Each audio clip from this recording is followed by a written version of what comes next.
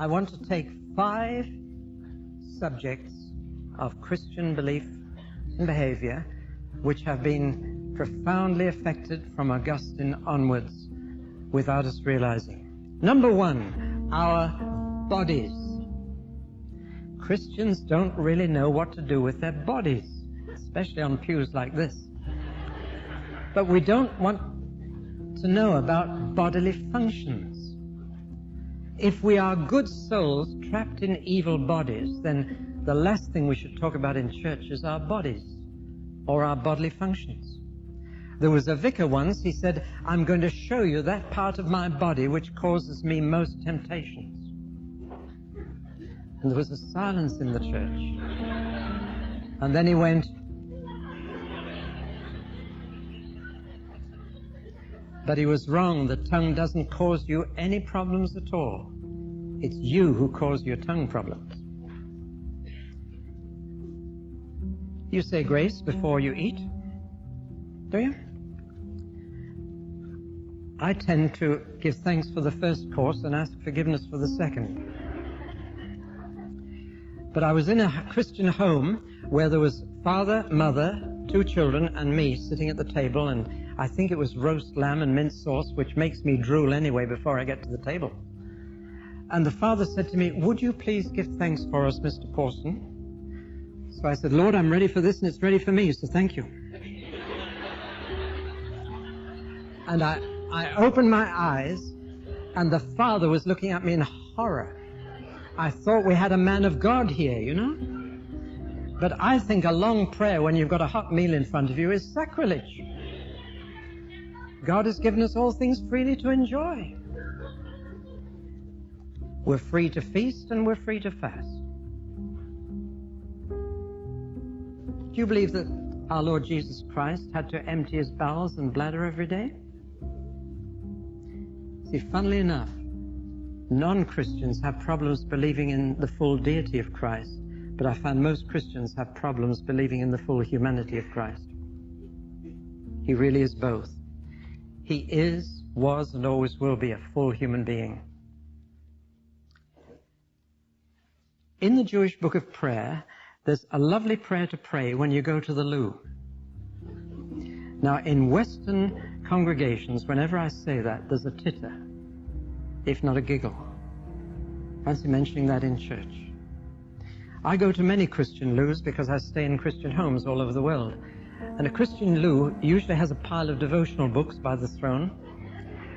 And there's a text on the wall, framed, all designed to keep my mind on spiritual things while I'm in there. But the Jewish prayer is a beautiful prayer.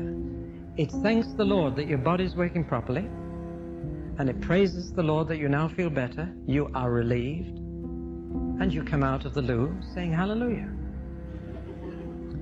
If you don't understand that God is as concerned about what you do in the loo as what you do in church, you are Greek.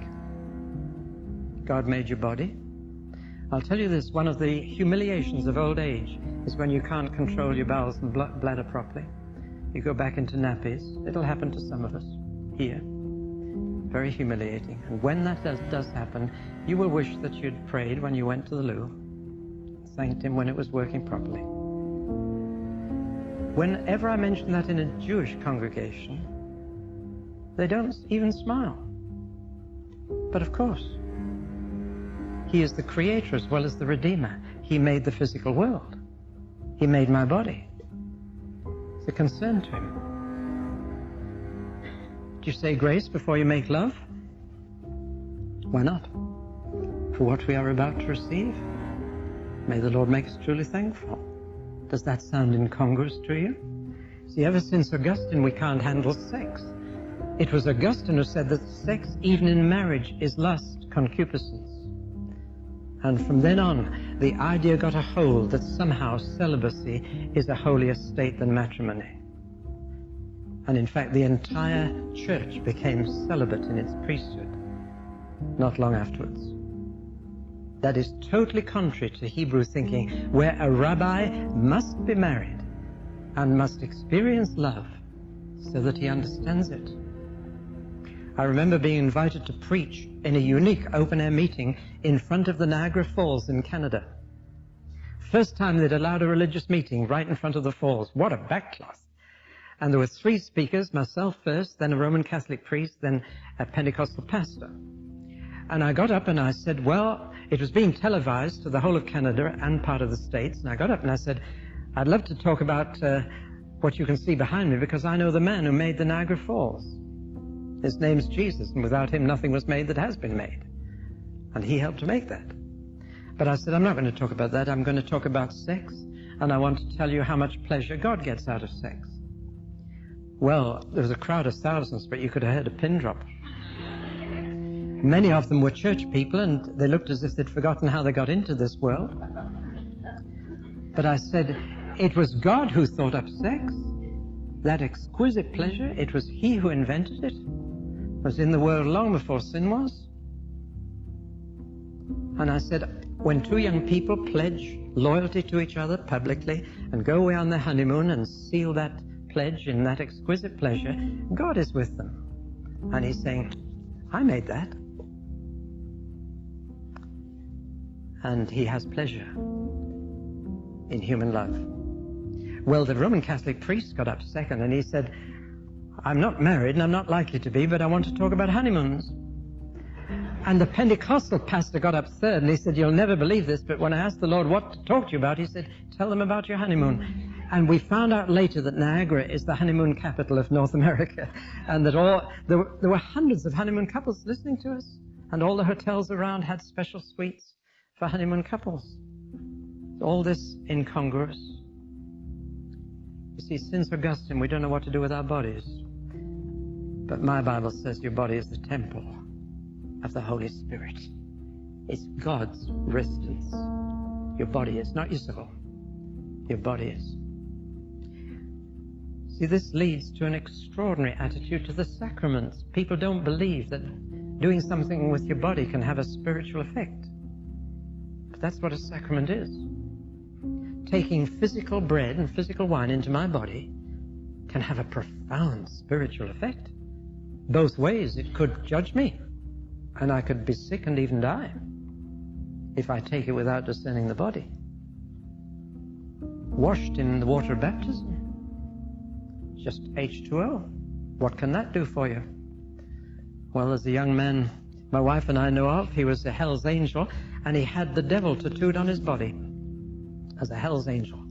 And when he became a Christian, he knew he should be baptized, but he'd noticed that when people were, their shirt went wet and became transparent, and he didn't want people to see the devil on his body. So he went to a surgeon and said, can you remove that? And the surgeon told him, yes, I can, but it'll take a lot of money and a lot of time. We have to graft skin from your thigh up here. And he said, I don't have the money and I don't have the time. And a friend of ours baptized him in a swimming pool in the back garden. And he went down into the water to bury his past and wash away his sins. And when he came up out of the water, the devil had gone. Washed off his back or wherever it was. If you tell him that baptism is just a symbol, he'll laugh you in the face. Sacraments are physical events with profound spiritual effect. Because we are one. We're not separate body and soul. We're one being. At death, we lose the body. Is that a positive or a negative thing? If you believe in the immortality of the soul, it's a positive thing. If you believe in the resurrection of the body, it's a negative thing. To lose your body and be unclothed, as Paul put it. Ah, but the good news is we're going to have a new body. We're not going to go floating on a spirit on clouds. We're going to get a new body. I'm glad about that, because the new body is going to be like his glorious body, and I can't wait to be 33 again. I'm in my 70th year on earth, by the way, and that's when you begin to look forward to getting a new body. You see, if our business is just to save souls, we've missed it.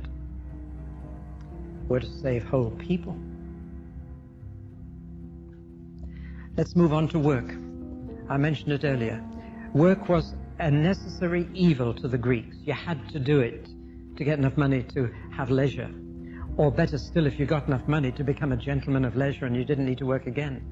Which is why so many people are filling in the lottery today. You know, I wouldn't need to work. Live for leisure, live for mental and spiritual activity. Even Christianity has become a kind of leisure activity, whereas the major thing that any man has to do for the kingdom of God is from Monday to Friday, his daily work. I have conferences for men regularly all over the world now. And the first thing I want to teach men is your daily job is your sacred vocation for the Lord. And how you do that is going to settle your future. But we have a graded list of work. Missionary is at the top rung. Pastors and evangelists are a good number 2. And then doctors and nurses, maybe. Teachers. Taxi drivers. Computer operators. Do you know, without consciously doing it, we are teaching this all the time in church. We say, if you will become a missionary, we'll pray for you regularly. We'll put your photo in the church porch. But I've visited many missionaries overseas. Now, don't get me wrong in what I'm going to say, but I've visited missionaries overseas. They're living in a missionary village with a Christian hospital and a Christian school, a Christian population. And there's another member of their home church who's the only Christian on the shop floor at the factory where he works. Who needs more prayer? Who's in the front line? I look forward to the day when we put the photo of every member up in the porch and say, this is their mission field. This is where they work. Pray for them.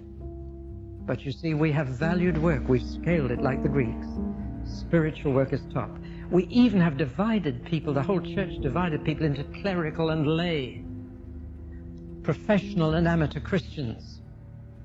Some are real Christians. Always say, these are real Christians. They live by faith, while these others just have a wage or a salary. Absolute rubbish. We all have to live by faith. A small businessman today, if he pays his debts on time, which is a Christian duty, to keep his cash flow, he needs more faith than I have needed to live. He really does. And so we've divided people up into sacred work and secular work, faith work and non-faith work, clerical and lay, religious and non-religious. And it's riddled the church through and through. Martin Luther did get one thing right. He said, all work ranks the same to God. It's not what job you have, it's how you do your job that the Lord's most interested in. And Billy Graham's wife has a notice above the kitchen sink, divine service is held here 3 times a day. She's got it right. We even dress some Christians differently from others. Clerical dress was never intended by the Lord Jesus. But I came across an amazing letter by no less than a pope in 428 AD. He'd heard that a monk had been made Bishop of Arles in France and had started wearing special clothes. And he wrote a stinging letter to him. He said, clergy should be different from other people, but by their learning and not their garments, by their mode of life and not by what they wear, by their purity of thought and not by their peculiarity of dress. And that letter was by a pope, no less. Needs to be sent back to the popes, I think, today. Third example. I've looked at the example of what our attitude is to our body and our bodily functions. Thoroughly Greek. I've looked at our attitude to work as Christians, thoroughly Greek. I now look at our attitude to Israel, God's ancient people. God gave Abraham a covenant and promised him 2 physical things. Physical. 1, physical descendants, a people. 2, a land, a place for those people to live. Physical promises. And God has never withdrawn those promises. Furthermore, even the New Testament says the gifts of God to the patriarchs are irrevocable. And they're still physical. The land is still a physical land. And it still belongs to the Jewish people. The Jews are still a physical people. And they are still the brothers of Jesus. And they are still beloved by God for the patriarch's sake. They're not saved, until they believe in their own Messiah. But they're beloved. They're his chosen people. You've already sung that tonight. He promised them blessings when they were obedient, and most of those blessings were physical. Health, none of the diseases of Egypt touching them. Fertility, plenty of rain on their fields. But he also promised curses on their disobedience, which were also physical. Sickness, flood, drought. Most of the miracles in the Old Testament, indeed I think all of them, were physical miracles. The dividing of the Red Sea. The kingdom of Israel was physical. The king was physical. But we have made the new covenant with Israel entirely spiritual. The church has gone in for what's called replacement theology and called the church Israel, which the New Testament never does. Not even the new Israel, though that is one of the most common phrases used in the Christian church today, as if God has finished with his physical people and he's only interested now in his spiritual people. And therefore there is no use mentioning the land of Israel in the current Middle East situation, because it's now irrelevant. The main concern in the Middle East is simply how to get peace, as if the land has been taken back again from God's people. Now, of course, they don't hold it unconditionally. I believe their ownership of the land is unconditional, but their occupation is conditional, not least on the way they treat strangers within the land. But nevertheless, God's physical promise still stands to his physical people of a physical land. The word Israel is used over 70 times in the New Testament, not once of the Christian church. It is still his physical people to whom he made a physical promise. Well, I move over that, but here is why the majority of the church in this country would not be interested in an olive tree meeting. They just wouldn't be. The church, the spiritual Israel, has replaced the physical Israel. You see, once again, spiritual is of more value than physical. It's Greek thinking. That's not to touch the anti-Semitism. But I want to come to two major issues finally. First, the earth and its future. We live by faith, hope, and love. Now abideth faith, hope, and love, but the weakest of these is hope. And I find that Christians are in total confusion about hope for the future. I have asked congregation after congregation over the last 3 years to vote on this question. Do you believe the next century will be better than this, worse than this, or much the same? And which do you think the vote is?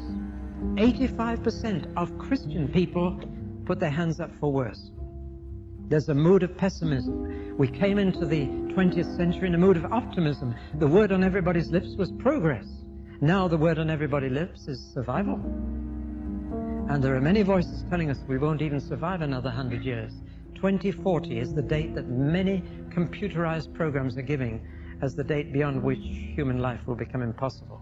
If population trends and food resources and fuel resources continue as they are, then 2040 is the date they're talking about for the end. Pessimism. Now, Christians are people of hope. Unfortunately, the English word hope means wish. I hope it's going to be fine tomorrow. I hope I'll win the national lottery. I hope. And what they mean is, I'm not at all sure. In fact, I'm very unsure. Whereas the Greek word hope in the New Testament, elpis, E-L-P-I-S, means that of which I'm absolutely certain is going to happen. 150% sure. It's an anchor to the soul when the storm hits. So what do we hope for the future? And I'm talking about our hope for this earth, this world. What is your hope for this world, your Christian hope for this world? Is it ever going to be a world of peace? Well, it doesn't look like it as we enter the year 2000, does it? We could be in World War III. It was a little dispute in the Balkans that set off World War I. Now Russia's uttering threats. Who knows? The thing just seems to gather like a snowball, more and more people, and get more and more involved, and we, ordinary people, just read the newspapers. What can we do? Our leaders seem hell-bent on escalation. What can we do? So what is your hope for this world? Do you think there will ever be multilateral disarmament? Do you think there'll ever be world peace? What is your hope? Well, I'm absolutely certain there's going to be. Because Jesus is coming back to earth. That is the focus of Christian hope in the New Testament. He's coming back. Here. Bodily. Physically. He's coming back. There are two things that have now disappeared from Christian teaching about the future. Almost totally disappeared. And they were once very prominent. Christ is returning to earth. You do believe that, don't you? And how many of you believe that you are returning to earth after you're dead? You're not so sure about that, you know. You believe you are coming back here to this old earth to live again a second time here. That's the Christian hope for the future. Because God will bring with him all those who've fallen asleep in Christ Jesus. I've only been at 4 funerals in the last few years, spoken at them. My mother-in-law, 98. My daughter, 36. My sister, cancer. My brother-in-law, cancer. When I said they'll be back, people looked at me as if I was teaching reincarnation. They will stand on this earth again. When Jesus stands on this earth, they will. I told you I'm looking forward to getting a brand new body, but I won't get it in heaven. I don't need a body up there. I shall need a body when I get back here. Because you can't live in this world without a body. And that's where you're going to get your new body. That's where the resurrection of the body takes place. Here, not up there. The Bible is thoroughly down to earth in its hope for the future. But why is Christ coming back? What's he coming back to do? Why is he bringing all the dead Christians back as well? Why are we all coming back here? Some people seem to think we're only going to stay for 2 minutes. Just long enough to get our new body and off. Other people quite wrongly say every Sunday at communion in the Nicene Creed, or even in the Apostles, that from thence he shall come again to judge the quick and the dead. He's not coming back to earth to judge the quick and the dead. He's not going to judge the quick and the dead until the earth is gone. In my Bible, it's quite clear that when we appear before the great white throne, the earth has passed away already. So he's not coming back to judge. So what is he coming back for? Just to take us all back again? Why bring millions of Christians back from heaven to earth just to go back to heaven again? Seems a little bit of a waste of energy. Well, how long is he coming back for? He was here 33 years the first time. How long is he coming back for the second? For 400 years, the church was utterly clear in its hope of the future for this world, and that hope was, to quote Papias, the ancient bishop of Hierapolis, he said, "We believe that Christ, in the corporeal reign of Christ on earth," meaning the bodily reign of Christ on earth, for 1,000 years. I'm amazed. The word millennium used to be the church's preaching. Now everybody else is using the word except Christians. Isn't that incredible? But my Bible tells me quite simply that he's coming back to take over world government for 1,000 years here. And we're coming back to share it with him and to reign here. And it says, "Blessed is he who's redeemed with his own blood from every kindred and tribe and tongue and people, men for God, and they shall reign on the earth." Not up there, down here. The meek will inherit the earth one day. Jesus said it would happen. Not heaven, the earth. And here we are getting up to the year 2000. Everybody's talking about the millennium, but they're talking about the wrong millennium. That's why I've written this little book, Hope for the Millennium. The millennium. Not the year 2000. A week after the year 2000, things will be exactly the same as they were a week before. Except we'll have lost a lot of money. But the millennium, what a hope for the future, that one day the devil will be kicked out of it. The reason why we cannot have the kingdom on earth established before Jesus gets back is that we can't get rid of the king of this world. There's a prince of this world, a ruler of this world, the devil, and you can't get rid of him, neither can I. We can rescue his victims and get them out of his kingdom into the kingdom of the Son of his love, but we cannot get rid of the king. He's far too clever for you, too powerful. He'll only be kicked out when Jesus gets back. And then the world will have a Christian government at last. You've sung the hymns, Jesus shall reign where'er the sun doth his successive journeys run. My favorite hymn as a boy. Sing with the King who is coming to reign. Glory to Jesus, the Lamb that was slain. Life and salvation his empire shall bring. Joy to the nations when Jesus is King. Do you believe it? He's coming back to rule, to reign. And if there's one thing I long to hear the church announcing in the year 2000 is Jesus is coming back to reign for 1,000 years here on this old earth. And you'll see then the nations beat their swords into plowshares and their spears into pruning hooks.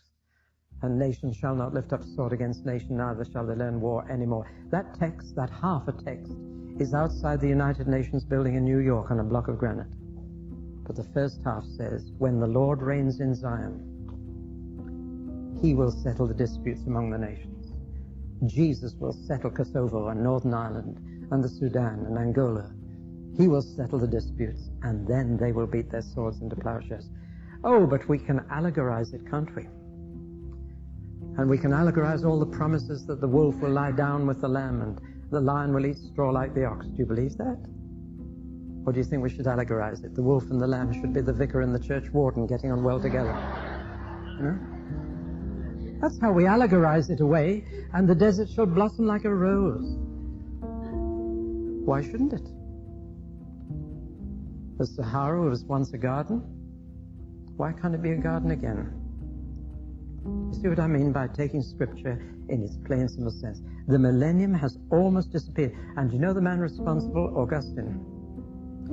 In his early ministry, he preached that Jesus was coming back for 1,000 years to reign on earth. And that's what all the church believed and preached until then. There's not a trace of any other view. Nobody discussed, are you amillennial, premillennial, or postmillennial? A friend of mine said that's a preposterous question. We've got into all these different views since Augustine. He taught the church what's called postmillennialism, that we're in the millennium already. Well, frankly, if this is the millennium, and the devil's supposed to be bound, sealed, and locked up in a dungeon so he can't deceive anybody anymore, I want to know who's carrying on his business, if this is the millennium. No, I'm deadly serious. I wrote this book to call the church back to the message it preached for the first 400 years. But for Augustine, he couldn't believe that Jesus would come back physically to a physical world and rule physically. It was all much too physical. It wasn't spiritual enough. And he persuaded a council in the year 431 in Ephesus, and I've stood in the ruins of the church where this was decided. They condemned belief in the millennium as heresy. An official council of the church. That's why you've never heard about it in most churches. Why Revelation 20 is either completely ignored or totally twisted around to mean something else. It is treated allegorically. But what a glorious gospel to preach. Jesus is coming back to reign. And this world's going to see what it can be like under a Christian government. And the responsibility you have in that millennium will depend on how you do your daily job now. I was preaching on the millennium recently. A man came up to me afterwards and he was so excited. He said, David, for the first time I can relate my faith to my job. And I said, why? What's your job? He said, I'm in charge of depolluting the rivers of England. He said, we've even got salmon in the Thames again. And he said, I know from Revelation that the rivers and the oceans are going to be dreadfully polluted before the end. And he said, when Jesus comes back to reign, he'll need someone to clean up the rivers for him. And I want that job. And he said, I'm going to learn as much as I can about it. Suddenly the man saw that his daily work was a preparation for the millennium. That he was going to reign with Christ. We're going to rule the nations with a rod of iron. That doesn't mean with cruelty. It means undemocratically. A benevolent dictatorship of a Christian government. One day the television will be in Christian hands. The banks will be in Christian hands. The courts will all be in Christian hands. Can you imagine it? Brothers and sisters, we can't even run the church properly now. We better get in training. And the other thing that has disappeared from Christian preaching about the future is the new earth. Even beyond Christ's reign on the old earth, there's a brand new earth. When people ask me what my job is, I say I'm in the recycling business. They're always pleased. What do you recycle? Metal? Paper? Bottles? No, people. Because they're the cause of pollution. God is in the business of recycling people because one day He's going to recycle the entire universe. Going to make a brand new earth. Love preaching on the new earth, but whenever I do so, somebody accuses me of being a Jehovah's Witness. I was in Sydney, Australia, and I preached on the new earth, and I said, in the new earth, there will be no sun, no sea, and no sex. Not a single hallelujah. They all looked glum. We were about 5 miles from Bondi Beach, and they looked as if they wanted to get out of the meeting and get down to Bondi Beach, where you can get all three in good measure. You won't even miss any of them. A new earth? Did you think we're going to heaven and live with God forever? No. Heaven is only a temporary waiting room between death and resurrection. Then you come back here, to the old earth first, and then into a brand new one. And you know what's going to happen then? God's going to move house. It's God who's moving, not us. And He's coming to earth to live with us. That's the last page of the Bible. It's not up there, it's down here. And the angel says, behold, look, the dwelling place of God is with men. Not the dwelling place of men is with God, the other way around. He's coming down here. And the New Jerusalem is coming down out of heaven, here. And the Lamb will be here, and God will be here. And it actually says we shall see His face. Not Jesus' face, God's face. You're going to see it. Which brings me to the final point. The Greek view of God is so far removed from the Hebrew. The Greek gods were only too human and too weak. If you study Greek mythology, you'll find out they were only too human. So the philosophers lifted God right away from the human sphere, right out into a timeless eternity, away from emotions, away from change and decay, away from time and space, in another world altogether. A static God, not a dynamic one. A God who had attributes rather than actions. A God who was omnipresent everywhere. A God who was omnipotent, who could do anything. A God who was omniscient, who knew everything. But in my Bible, God is none of those three things. He is everywhere He chooses to be. He's not everywhere. And He's already creating a place called hell where He will not be. And God is not omnipotent. There are many things God can't do. Powerful though He is, almighty though He is. I made a list of 31 things that He couldn't do. A bit shocked to find out how many I could. The first thing I wrote down was He cannot tell a lie. He cannot break a promise. But here's one thing I wrote down. He cannot change the past. God Himself cannot change the past. He can change the future, not the past. But the Greeks developed a static God who was totally without emotions and who never changed in any particular. He was immutable. Have you heard these words? But my Bible is about a God who can change His mind, and who does, and even does so in response to pleading prayer. Moses managed to get God to change his mind. Amos did the same thing. You read it. And I don't find a God without feelings and emotions. I find a God who can be sad and angry and happy, who can rejoice over us with singing and even whistling. A God who whistles. And a God who is described as having a nose, nostrils, a mouth, eyes, ears, a face, hand, fingers, arm, legs, feet, even bowels and kidneys, and even sperm. They talk of God as if He's just a human being in the Bible. They know perfectly well He's spirit and doesn't have a body, but what they are saying is, if you want to imagine what God is like, then think of yourself. Even your own body tells you what God is like. We're made in His image. Even our body is. And we can do with the body what He can do without a body. You can see, so can He. You can smell, so can He. You can talk, so can He. You can hear, so can He. You can walk, so can He. You can whistle, so can He. That's the Hebrew view of God, but the Greeks thought that was a very primitive, simplistic, childish view of God. They gave it a big name, anthropomorphism, thinking that God is like a human being. But that's the very best way you can think of God, because that is what he is like. And this Greek God, who was a changeless, immutable, distant, static God, made eternal decrees. He didn't make temporal decisions. Whereas the God of my Bible changes his decisions in response to human beings. He's in a dynamic relationship. The potter and the clay. Jeremiah, have you learned the lesson of the potter and the clay? And Jeremiah went to the potter's house, and he saw a potter with a lump of clay on the wheel, and he tried to make it into a beautiful vase as he pumped the wheel. He tried to make this lovely vase, but the clay wouldn't run in his hands.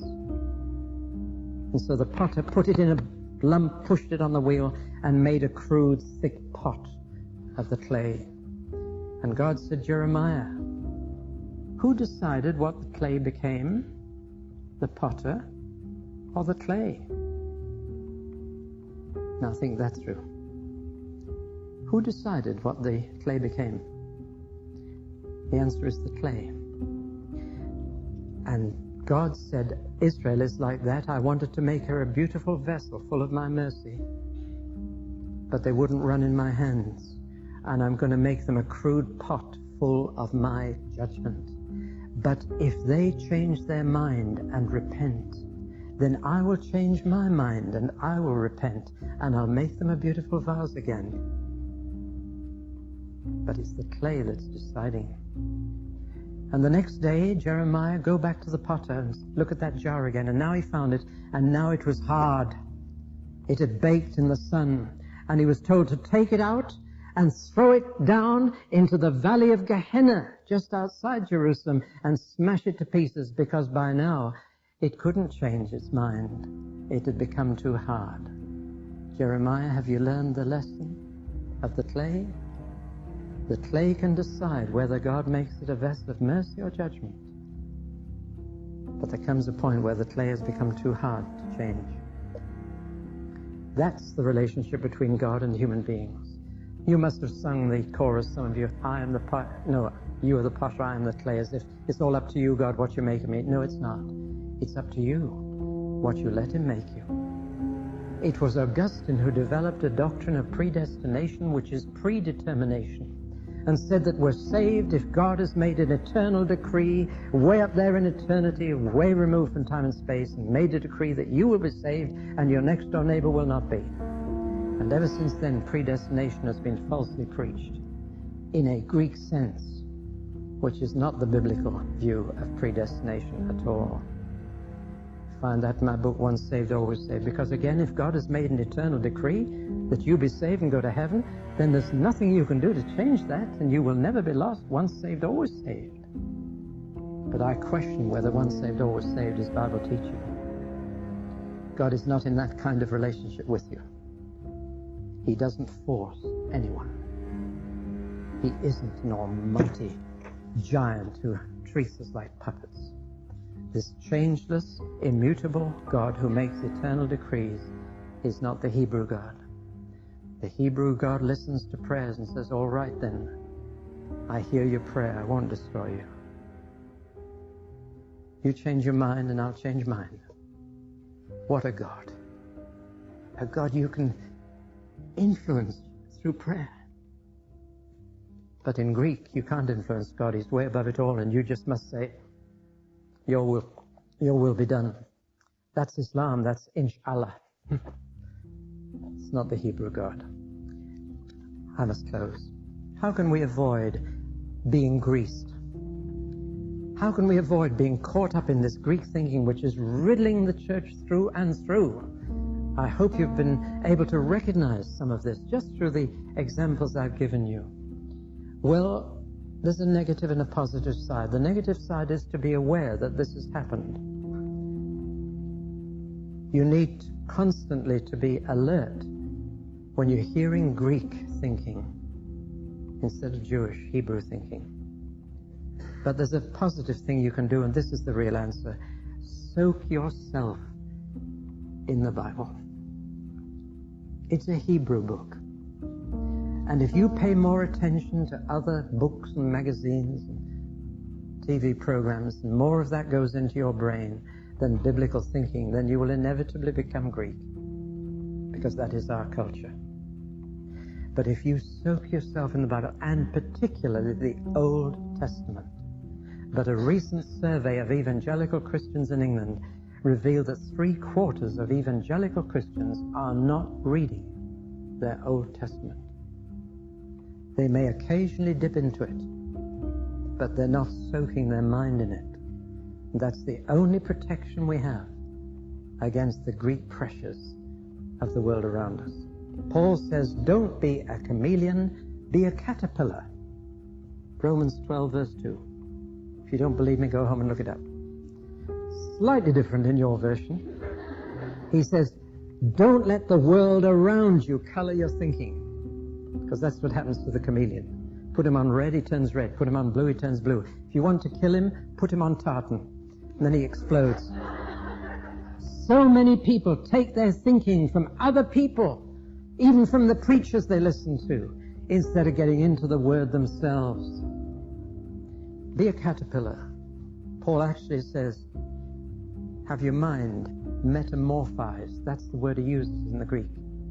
And the caterpillar goes through a process of metamorphosis. An ugly little thing is a caterpillar, but a caterpillar is developing the most beautiful colors inside, not taking its colors from anywhere else, producing them from the inside, and one day those wings burst out and the color is seen. Don't be a chameleon. Don't take your thinking from around you. Be a caterpillar. Let the color of your thinking come from the inside, but let the Spirit and the Scripture color you. Soak yourself in the God of Israel. Study the Jewish people. Try and have some Jewish friends to help you read their Bible, because it's not ours, it's theirs.